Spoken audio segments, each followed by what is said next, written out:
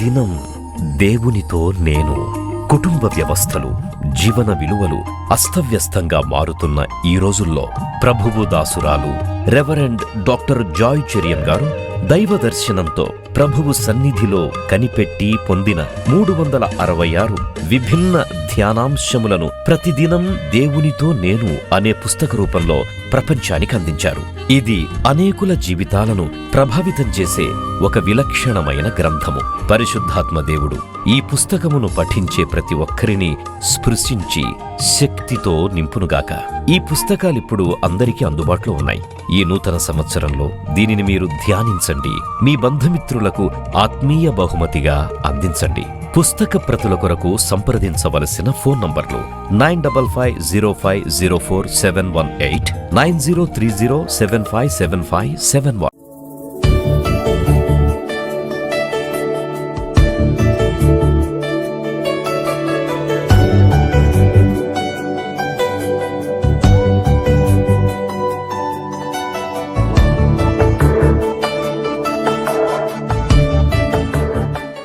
ఫలింపని అంజూరపు చెట్టు.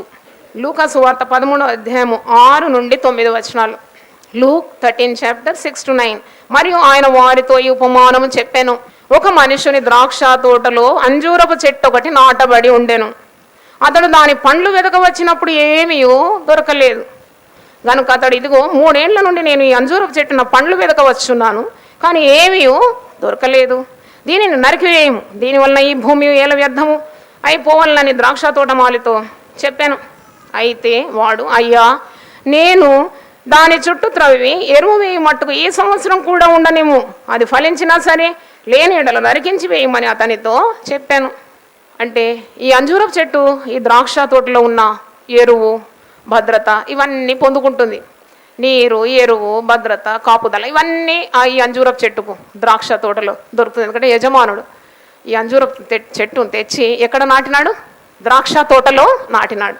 ఈ అంజూరపు చెట్టును నాటిన యజమానుడు ప్రతి సంవత్సరము పండ్లు వెదక వస్తున్నాడంట. ఈ సర్చింగ్ ఫర్ ఫ్రూట్స్. అంటే ఈ అంజూరపు పండ్లు మరి చెట్టులో ఉందా, చెట్టు మీద ఉందా లేదా అని ప్రతి సంవత్సరం వచ్చి చూస్తూ ఉన్నాడు. ప్రతి సంవత్సరము వెతుకుతున్నాడు. 3 ఏండ్ల నుండి వెతుకుతున్నాడంట. అంటున్నాడు 7వ వచనం, ఇదిగో 3 ఏండ్ల నుండి నేను ఈ అంజూరపు చెట్టున పండ్లు వెతకవచ్చున్నాను, కానీ ఏమీ దొరకలేదు. అంటే 3 ఏండ్ల నుండి వెతుకుతున్నాడు ఫలం కొరకు. ఫలం లేదు, కేవలం ఆకులు ఉన్నాయి కానీ ఫలం లేదు. భూమి దాని కొరకు కొద్దిగా కేటాయింపబడ్డది, ఎరువు మరి అది పొందుకుంటుంది, నీరు పొందుకుంటుంది, చక్కగా భూమిలో ఉన్న సత్తు అంతా పొందుకుంటుంది, కానీ ఫలము ఫలించడం లేదు. యజమానుడు అంజూరపు చెట్టును తెచ్చి ద్రాక్ష తోటలో ఎందుకు పెట్టుకున్నాడు? దేని కొరకు పెట్టుకున్నాడు? ఫలం కొరకు పెట్టుకున్నాడు. మంచి ఫలం ఇస్తుందని ఆశతో పెట్టుకున్నాడు. కానీ 3 ఏండ్ల నుండి వచ్చి ఆ యొక్క పండ్లు వెతక వస్తున్నాడు, కానీ ఏమీ దొరకలేదు. సహనం కోల్పోయినాడు. అనుకున్నాడు అనమాట, ఈ సంవత్సరం కాకుండా వచ్చే సంవత్సరం ఫలిస్తుంది, వచ్చే సంవత్సరం కాకుండా ఇంకో సంవత్సరం ఫలిస్తుంది, ఆ సంవత్సరం కాకుండా ఇంకో సంవత్సరం ఫలిస్తుందని ఎదురు చూసినాడు. 3 సంవత్సరాలు ఎదురు చూసినాడు, కానీ ఒక్క ఫలం లేదు. ఫలం లేనప్పుడు యజమానికి సంతోషం కలుగుతుందా, కోపం కలుగుతుందా? కోపం కలుగుతుంది. కోపంతో అంటున్నాడు, 3 ఏండ్ల నుండి నేను ఈ అంజూరపు చెట్టున పండ్లు వెతుకువచ్చున్నాను, కానీ ఏమీ దొరకలేదు. దీన్ని నేను ఏం చేయాలి? నరికివేయం. ఒకటేసారి ఎంత కోపం! నరికివేయండి అని అంటున్నాడు. దీనివల్ల ఈ భూమి ఏల వ్యర్థమైపోవాలని ద్రాక్ష తోటమాలితో అనేను. ఆ తోటమాలితో అంటున్నాడు, అసలు ఎందుకు దీని వ్యర్థం? ఇది భూమి ఆక్రమిస్తుంది, ఎరువు తినేస్తుంది, నీళ్లు పొందుకుంటుంది, కానీ ఫలం ఏమీ లేదు. దీనివల్ల ఈ భూమి ఎందుకు వ్యర్థం చేయాలి? కాబట్టి దీన్ని ఏం చేయాలి? నరికివేయాలి. ఎందుకు నరికివేయాలి? ఫలమే లేదు, నో యూజ్. దీని ద్వారా ఏ లాభం లేదు. అందుకే నేను 3 ఏళ్ళు చూశాను, ఒక్క ఫలం లేదు, కాబట్టి దీన్ని నరికివేయాలి అని తోటమాలితో చెప్తున్నాడు. అయితే తోటమాలి ఏమంటున్నాడు? 8వ వచనం, అయ్యా, విజ్ఞాపన చేస్తున్నాడు, యజమానితో మొరపెట్టుకుంటున్నాడు. ఏమంటున్నాడంటే, అయ్యా, నేను దాని చుట్టూ త్రవ్వి ఎరువు వేయి మట్టుకు ఈ సంవత్సరం కూడా ఉండనేమో, అది ఫలించినా సరే, లేని ఎడల నరికించి వేయమని అతనితో చెప్పాను. 3 సంవత్సరాలు ఎదురు చూసినాడు. ఇప్పుడు తోటమాలి అంటున్నాడు, అయ్యా, దయచేసి ఇంకో సంవత్సరం కూడా ఉండని. ఈ ఉపమానము చదివినప్పుడు మరి నేను గ్రహించినాను, మనల్ని కూడా నరమొక్కలుగా ఈ లోకంలో దేవుడు నాటినాడు. ఎక్కడో పడి ఉన్న మనం, యేసు ప్రభుకి ఎంతో దూరంగా ఉన్న మనను ప్రేమతో తెచ్చి తన మందలోకి ఏం చేసినాడు? తెచ్చుకున్నాడు. అంజూరపు చెట్టును తెచ్చి ద్రాక్ష తోటలో నాటుకున్నట్టు మనల్ని కూడా తన సహవాసంలో నాటుకున్నాడు. నరమొక్కలుగా నాటినాడు. తన రక్త నీరు తడి కట్టి ఏం చేసినాడంట? పెంచినాడంట. పరిశుద్ధాత్మను కాపుగా ఉంచినాడు. అందుకే మనము ఫలం ఫలించాలి. We have to bear fruit. అంటే దేవుని రాజ్య వ్యాప్తి కొరకు ప్రయాసపడాలి, అనేక ఆత్మలను సంపాదించాలి, దేవుడు ఇచ్చిన తలాంతులను చక్కగా వాడాలి, వనరులను కూడా ఏం చేయాలి? వాడాలి. ఆరోగ్యం ఉంటే దేవుని కొరకు వాడాలి. మన ఫలాలను ఎదురు చూస్తున్నాడు దేవుడు. తండ్రి అయిన దేవుడు వ్యవసాయకుడు. యోహాను సువార్త 15:1 ఉంది కదా, నేను నిజమైన ద్రాక్షావల్లిని, నా తండ్రి వ్యవసాయకుడు. నా తండ్రి వ్యవసాయకుడు. ఫలం లేకుంటే తప్పకుండా ఫలించని ప్రతి చెట్టు వేరున గొడ్డలి పదును చేయబడి ఉన్నదని మరి మత్తయి సువార్తలో మనం ఈ మాట చూస్తున్నాం. మత్తయి సువార్త 3:10 ఇప్పుడే గొడ్డలి చెట్లు వేరున ఉంచబడి ఉన్నది గనుక మంచి ఫలము ఫలింపని ప్రతి చెట్టును నరకబడి అగ్నిలో వేయబడు. ప్రభు మనసులో ఉన్నది ఏంటి అని గ్రహించగలిగినారు. ఏంటంటే మరి తన రూపంలో చెప్పుకున్న మానవునికి ఎన్నో తలాంతులు ఇచ్చినాడు, ఎంతో సామర్థ్యం ఇచ్చినాడు. ఆయుస్సు, ఆరోగ్యము, ఆనందము, మంచి అభిషేకం ఇలాంటివి పొందుకున్న వారు కూడా మరి దేవుడిచ్చిన ఆ యొక్క సామర్థ్యాన్ని వాడకుంటే, ఫలించకుంటే తప్పకుండా తండ్రి అయిన వ్యవసాయకునికి ఏం కలుగుతుంది? కోపం కలుగుతుంది. లూకా కూడా రాస్తున్నాడు 3:2 ఇప్పుడే గొడ్డలి చెట్ల వేరున ఉంచబడి ఉన్నది గనుక మంచి ఫలము ఫలించని ప్రతి చెట్టును నరకబడి అగ్నిలో వేయబడు. మత్తయి సువార్తి కూడా రాస్తున్నాడు, లూకా సువార్తి కూడా అదే మాట రాస్తున్నాడు. అంటే దీని అర్థము నీవు తప్పకుండా ప్రభు కొరకు ఫలించాలి. మత్తయి సువార్త 21 శిలువ మరణానికి ముందు జరిగిన కార్యం 21:18 నుండి ఉదయమందు పట్టణమునకు మరల వెళ్ళుచుండగా ఆయన ఆకలి కొనెను. అప్పుడు త్రోవ ప్రక్కన ఉన్న ఒక అంజూరపు చెట్టును చూసి దాని యొద్దకు రాగా దాని యందు ఆకులు తప్ప మరేమియు కనబడలేదు గనుక దాన్ని చూచి ఇక మీదట ఎన్నటికి నీవు కాపు కాయకుందువు గాక అని అన్నారు. అంటే ప్రభువుకు ఎంత కోపం ఫలింపని చెట్టును చూసినప్పుడు. ఒక దగ్గర ఏమో నరికివేయమంటున్నాడు, ఇంకో దగ్గర ఏమంటున్నాడు తెలుసా? ఇక మీదట నీవు కాపు కాయకుందువు గాక. కర్స్, శాపం. చూడండి, ఫలింపకుంటే శిక్ష తప్పదు. ఒక దగ్గర ఏమో మనం నరకబడి అగ్నిలో వేయమని అంటున్నాడు, ఇంకో దగ్గర శపిస్తున్నాడు. ఇక మీదట అంటే నీకు ఇంతగా సమయాన్ని ఇచ్చి సామర్థ్యాన్ని ఇచ్చి అన్ని రీతుల్లో నిన్ను ఆశీర్వదించిన తర్వాత కూడా నువ్వు ఫలింపకుంటే, ప్రభు కొరకు ఫలింపకుంటే ఇక నీవు ఉండి దండగా. అందుకే అంటున్నాడు ఇక మీదట నీవు కాపు కాయకుందువు గాక అని చెప్పాను. తక్షణమే అంజూరపు చెట్టు ఎండిపోయాను. వెంటనే అంటే ప్రభు మాటలో ఉన్న శక్తి, అరే దేవుడు కదా, 1 వర్డ్ అంతే, అది తక్షణమే చెట్టు ఎండిపోయింది. శిష్యులు అది చూచి ఆశ్చర్యపడి అంజూరపు చెట్టు ఎంత త్వరగా ఎండిపోయినని చెప్పుకొని శిష్యులు చాలా ఆశ్చర్యపడుతున్నారు. ఎంత తొందరగా ప్రభు మాట, ఒక్క మాటతో అంత చెట్టు వేళ్ల మట్టుకు ఎండిపోయింది. ఈ మాట చదివినప్పుడు మనం అందరం కూడా దేవుని భయం మనకు రావాలి. We have to bear fruit for the lord. అంటే నీకు ఏ సామర్థ్యం దేవుడు ఇచ్చినా అది నువ్వు తప్పకుండా ఫలభరితంగా మరి ఉండాలని ప్రార్థన చేస్తూ దేవుని కొరకు పనిచేయాలని మనం నేర్చుకుంటున్నాం. నీవు ఫలింపకుంటే ఎప్పటికీ దేవుడు క్షమిస్తాడని, ఎప్పటికీ దేవుడు సహనం కలిగి ఉంటాడని నువ్వు అనుకోకూడదు. అక్కడ ఉపమానంలో చెప్పినాడు 3 సంవత్సరాలు ఎదురు చూసినాడు. ఎన్ని సంవత్సరాలండి? 3 ఏండ్లు పండ్లు వెదక వచ్చినాడు. 3 ఏండ్లు కూడా పండ్లు లేదు. అప్పుడు తోటమాలితో అంటున్నాడు, దీన్ని ఏం చేయి, నీవు నరికివేయి. తోటమాలి స్థానంలో యేసు ప్రభు ఉన్నట్టు నాకు అర్థమైంది. అంటే హీస్ ప్లీడింగ్ ఫర్ అస్. తండ్రికి మన మీద కోపం వస్తుంది, కానీ తండ్రి కుడిపార్శ్వమందుండి, మృతులలో నుండి లేచిన ప్రభు పరలోకమందు తండ్రి కుడిపార్శ్వమందుండి మన కొరకు ఏం చేస్తున్నాడు? విజ్ఞాపన చేస్తున్నాడు. లేకుంటే ఎప్పుడో మనం భూమికి ఎందుకు వెళ్ళిపోయాను, సమాధి అయిపోయిందేమో, కానీ విజ్ఞాపన చేస్తున్నాడు.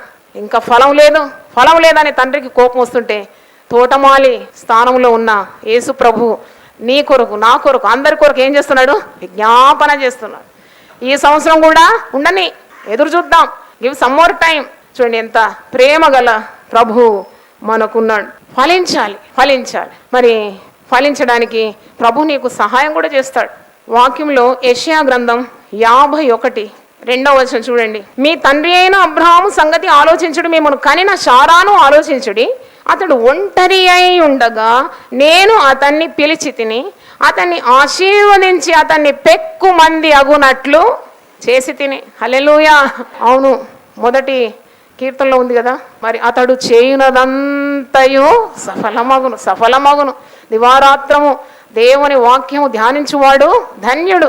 వాడు నీటి కాలువల ఓరను నాటబడి ఆకు వాడక తన కాలమందు ఫలము దేవుడు ఇస్తాడు.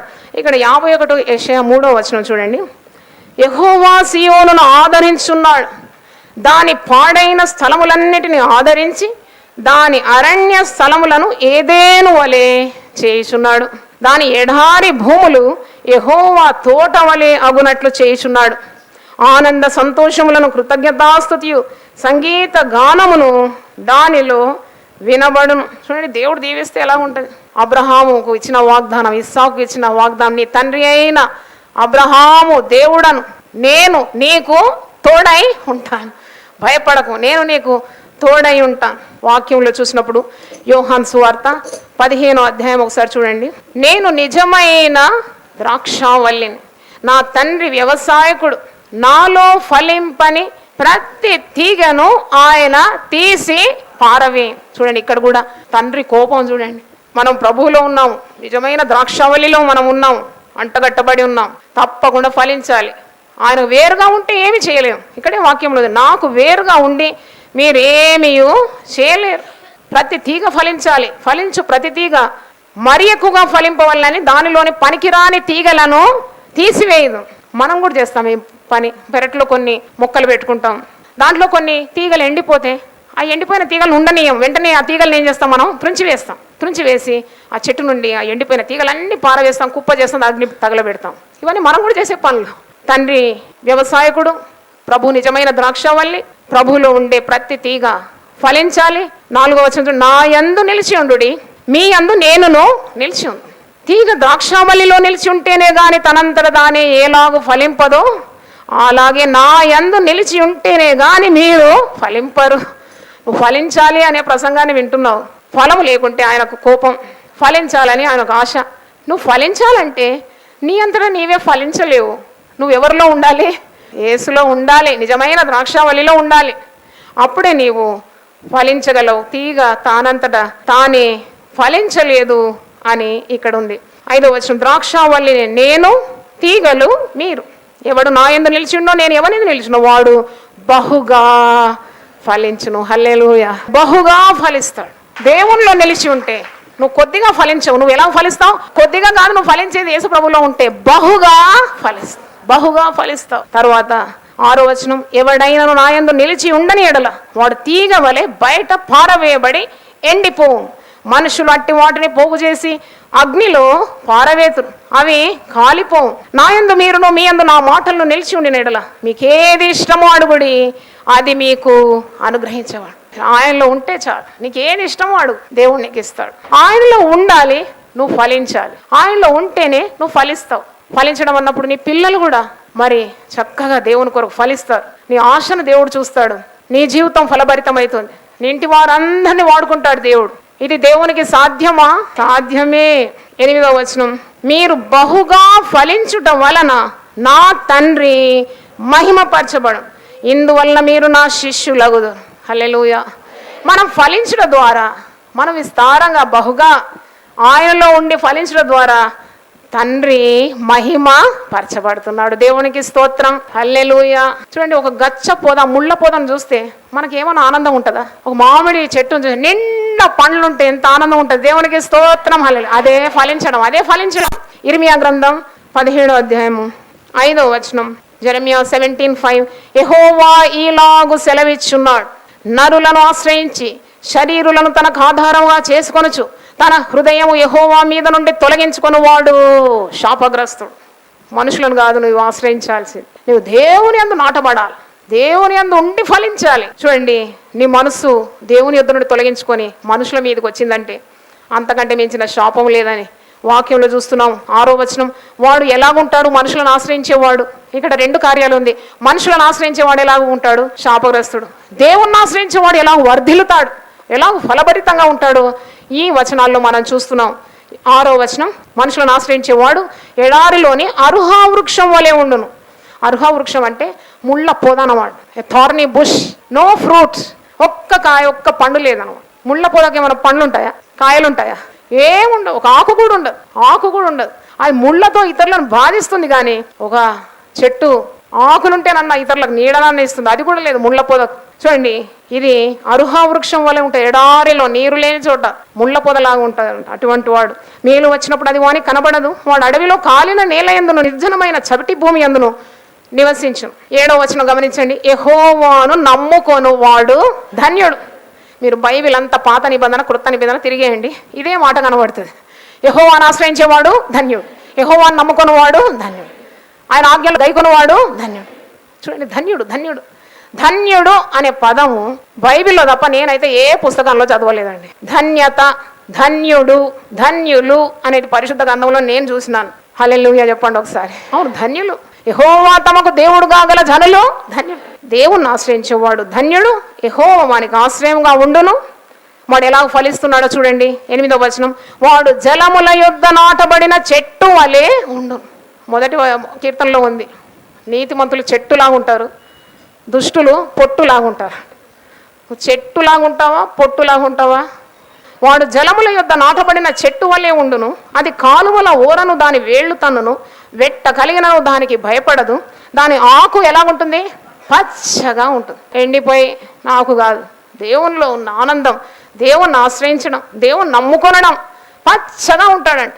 తర్వాత వర్షము లేని సంవత్సరమున చింతనందదు, కాపు మానదు. వర్షం ఉన్నా ఫలిస్తుంది, వర్షం లేకున్నా ఫలిస్తుంది. దేవుని బిడ్డలు అలాగ ఫలిస్తారంట. హల్లెలూయా. ఇప్పుడు వర్షాలు లేవు, మనకు పంటలు లేవు, కానీ దేవుని బిడ్డలు అలా కాదు. కలిమిలో వారు ఫలిస్తారు, లేమిలో కూడా ఫలిస్తారు, ఎల్లకాలం ఫలిస్తూ ఉంటారు అని దాని అర్థం. దేవునికి స్తోత్రం. హల్లెలూయా. అంటే ఈ యొక్క ఉపమానం ద్వారా ఒక అంజూరపు చెట్టును తెచ్చి ద్రాక్ష తోటలో తోట యజమానుడు నాటినాడు. 3 సంవత్సరాలు దాన్ని వెతుకుతున్నాడు, పండ్లు వెతుక వస్తున్నాడు 3 సంవత్సరాలు, కానీ ఆకులు తప్ప పండ్లేమీ లేవు. కోపగించి తోట మాలితో ఏమంటున్నాడు? దీన్ని ఏం చేయాలి? నరికివేయాలి, నరికివేయాలి. తోటమాలి ప్రభు స్థానంలో ఉన్నాడు. మనందరి కొరకు ప్రభు విజ్ఞాపన చేయు రీతిగా ఇంకొక సంవత్సరం కూడా ఉండని, నేను దాని చుట్టూ త్రవ్వుతాను, ఇంకా కొద్దిగా ఎరువు వేస్తాను, నీరు కడతాను, అది ఫలిస్తుందో లేదో చూద్దాం.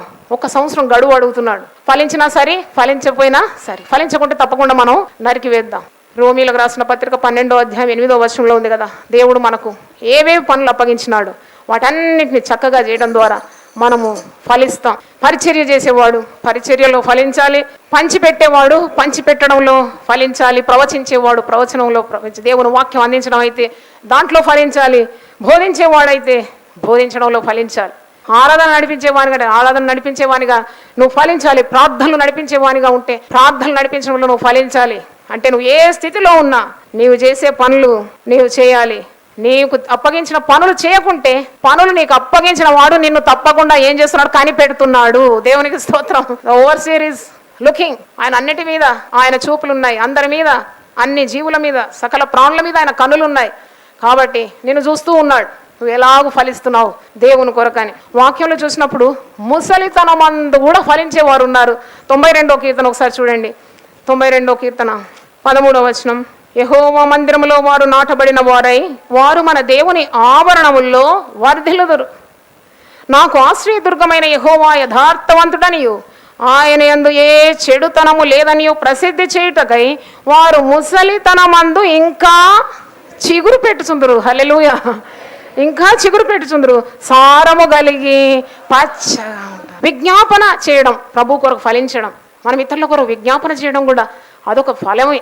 వివాహం కాని వారు, మీకు ఇంకా జతలు దొరకడం లేదంటే ఇంకొక 10 మంది వివాహం కాని వారి కొరకు నువ్వేం చేయాలి? విజ్ఞాపన చేయాలి. త్రాగుబోతు భర్తలు ఉన్నారంటే, వారు మారడం లేదంటే ఒక 10 మంది తాగుబోతుల లిస్టు తీసుకొని చేయి పెట్టి వారి కొరకు ఏం చేయి? ప్రార్థన చేయి. యోబు తన స్నేహితుల నిమిత్తం ప్రార్థన చేసినప్పుడు తనకు 2 అంతలు ఆశీర్వాదాలు కలిగింది. హి వాజ్ డబ్లీ బ్లెస్డ్. కొన్ని సంవత్సరాల ముందు మనకు సంఘములో ఎప్పుడు ప్రార్థన చేసి అమ్మగారు టీవీలో రావాలి, దేవా చూడండి ప్రార్థన ఎట్లా ఫలిస్తుందో.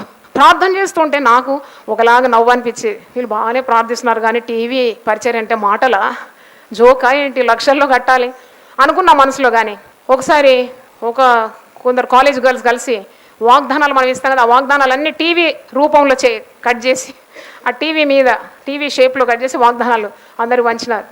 ఏమీ జరగడం లేదు, వీళ్ళు ఇంత ప్రార్థన చేస్తున్నారు కానీ ఏమీ జరగడం లేదు కదా అని నేను అనుకున్నాను. ఒకరోజు ప్రార్థన చేసినాను నేను కూడా, ప్రభు నీ చిత్తం అయితే టీవీలో దేవుని వాక్యం ఇస్తే, నేనైతే మరి ఊర్లకు వెళ్ళలేను, దూర దూర ప్రాంతాలకు నేను వెళ్ళలేను, వాక్యం ఇస్తే టీవీ ద్వారా అయితే ఎక్కడెక్కడికో వెళ్ళిపోతుంది కదా, మరి సంఘం కూడా ఆశపడుతుంది, ఈ ఆశను మీరు నెరవేర్చాలన్నప్పుడు పరిశుద్ధాత్మ నాకు బోధిస్తున్నాడు. టీవీ స్పీకర్స్ అంతా ఒక లిస్ట్ తయారు చేసి వారి కొరకు ప్రార్థన చేయమన్నాడు. ఫలించడం అనమాట. ఆ టీవీ స్పీకర్స్ కొరకు వాళ్ళకు డబ్బులు ఎంత కష్టంగా ఉందో కట్టడం, మరి వారు వాక్యం చక్కగా అందించాలని ఒక 2-3 రోజులు అలా ప్రార్థన చేసినాను. ఆ వారంలోనే నాకు దేవుడు ద్వారం తెరిచినాడు. టీవీలో నేను రావద్దు అనుకున్నాను అసలు. కానీ దేవుడు చూడండి, మనము ఒక పని దేవుని కొరకు చేసినాం, ఆ దేవుని సేవకుల కొరకు చేతుల నుంచి 3 రోజులు ప్రార్థన చేసినాం, అంతే దేవుడు నాకు దాని ఫలము ఇచ్చేసినాడు. అంటే దేవునికి అది ఇష్టమైంది, ఇతరుల కొరకు మనం విజ్ఞాపన చేయండి. చూడండి, మనం ఫలించాలని ఆశను, నా ఆశ ఫలించాలి, దేవుని కొరకు విస్తారంగా ఫలింపజేస్తున్నాడు. దేవుడు నన్ను ఫలింపజేస్తే మిమ్మును కూడా ఫలింపజేస్తాడు. ఫలించాలని ఆశతో నువ్వు ప్రార్థన చేయాలి. ఫలింపని ప్రతి చెట్టు వేరున గొడ్డలి పదును చేయబడి మనమే పెట్టుకోమే. మన పెరట్లో ఏ చెట్టు ఎండిపోయింది ఒకటి అది నిలబడుతుంది, ఏం ఆకు లేదు, ఈక లేదు, తోగలేదు, మరి పండు లేదు, కాయ లేదు, పువ్వు లేదు, ఏం లేదంటే చూసుకుంటే మురుస్తావా? వెంటనే ఏం చేస్తావు? గొడ్డల్ని కొట్టి పడేస్తావు. అలాగే మనం కూడా ప్రభువు కొరకు మంచి కార్యం చేయాలి. Do something for the lord. నీకు ఏ తలాంత్ ఇచ్చినాడో ఆ తలాంత్ నువ్వు చక్కగా జాగ్రత్తగా ఏం చేయాలి? వాడాలి. నీవు కొద్దిలో నమ్మకంగా ఉంటే భలా నమ్మకమైన మంచి దాసుడా, నీవు ఈ కొద్దిలో నమ్మకంగా ఉన్నావు కాబట్టి అనేక వాటి మీద నేను నిన్ను నియమిస్తాను. ప్రభు అని పరిశుద్ధ నామమునకు స్తోత్రం చెల్లిస్తున్నాము. మేము విన్న వాక్యాన్ని చక్కగా మా హృదయంలో పదిలం చేసుకొని 100 మేము ఫలభరితం కావాలని మేము ప్రార్థన చేస్తున్నాము. నువ్వు అదే ఆశిస్తున్నావు తండ్రి. 30 60 100 ఫలించాలని నువ్వు ఆశిస్తున్నావు.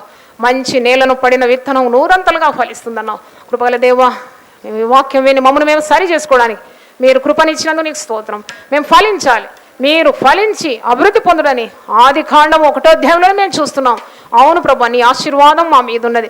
మేమందరం కూడా నీ కొరకు ఫలించాలి, నీ రాజ్య వ్యాప్తి కొరకు ప్రయాసపడాలని, అనేక ఆత్మలను నీ తట్టు త్రిప్పాలని, మమ్మల్ని ఒక్కొక్కరిని కూడా ప్రభు సామర్థ్యం ఇచ్చి వాడుకోమని యేసు నామములో అడుగుతున్నాను తండ్రి. ఆమేన్. దేవుడు మనల్ని సమృద్ధిగా ఆశీర్వదించును గాక. ఈ దినం దేవునితో నేను. కుటుంబ వ్యవస్థలు, జీవన విలువలు అస్తవ్యస్తంగా మారుతున్న ఈ రోజుల్లో ప్రభువు దాసురాలు రెవరెండ్ డాక్టర్ జాయ్ చెరియన్ గారు దైవ దర్శనంతో ప్రభువు సన్నిధిలో కనిపెట్టి పొందిన 366 విభిన్న ధ్యానాంశములను ప్రతిదినం దేవునితో నేను అనే పుస్తక రూపంలో ప్రపంచానికి అందించారు. ఇది అనేకుల జీవితాలను ప్రభావితం చేసే ఒక విలక్షణమైన గ్రంథము. పరిశుద్ధాత్మ దేవుడు ఈ పుస్తకమును పఠించే ప్రతి ఒక్కరిని స్పృశించి శక్తితో నింపునుగాక. ఈ పుస్తకాలిప్పుడు అందరికీ అందుబాటులో ఉన్నాయి. ఈ నూతన సంవత్సరంలో దీనిని మీరు ధ్యానించండి, మీ బంధుమిత్రులకు ఆత్మీయ బహుమతిగా అందించండి. పుస్తక ప్రతుల కొరకు సంప్రదించవలసిన ఫోన్ నంబర్లు 9550504718, 9030757571.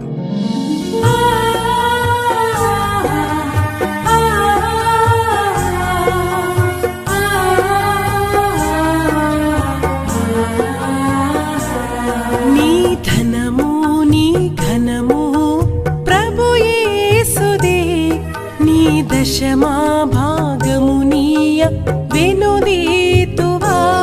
నీ ధనము నీ ఘనము ప్రభు యేసుదే, నీ దశమా భాగమునీయ వెనుదీతువా. ధరలోన ధనధాన్యములనీయగా కరుణించి కాపాడి రక్షింపగా. ధరలోన ధనధాన్యములనీయగా కరుణించి కాపాడి రక్షింపగా. పరలోకనాదుండు నీకీయగా మరి యేసు కొరకీయ వెనుదీతువా. పరలోకనాదుండు నీకీయగా మరి యేసు కొరకీయ వెనుదీతువా. నీ ధనము నీ ఘనము ప్రభు యేసుదే, దశమా భాగమునీయ వెనుదీతువా పాడి పంటలు ప్రభువు నీకీయగా కూడు గుట్టలు నీకు దయచేయగా పాడి పంటలు ప్రభువు నీకీయగా కూడు గుట్టలు నీకు దయచేయగా